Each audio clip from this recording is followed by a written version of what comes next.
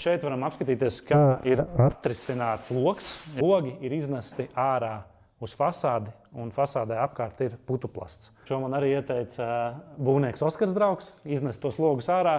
Pēc tam mēs arī jau, kad liekam fasādi, ir ļoti viegli pie tā putuplasta gan to garanlatojumu aptaisīt apkārt, gan pēc tam likt kokšķiedru. Jo tur pietiek vietas. Pietiek vietas, jā. Tev būtu aila vēl jāsiltina, un tad tas baigi uz logu. Pats termoprofils sēž uz kaut kā cieta, jo logi ir ļoti smagi.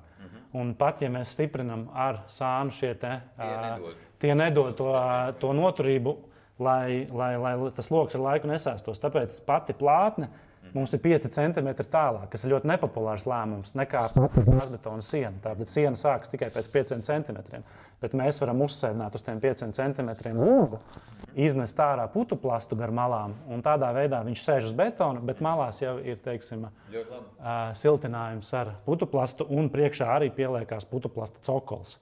Tā kā, viss tas logs ir ļoti silts. Jā, un šis ir jāatzīmē kā ārkārtīgi svarīgs mezgls, jo ļoti daudzi nopērk logu, uzbūvē sienu, vai nosiltina, vai nenosiltina, bet viņi nepadomā par to savienojumu vietu.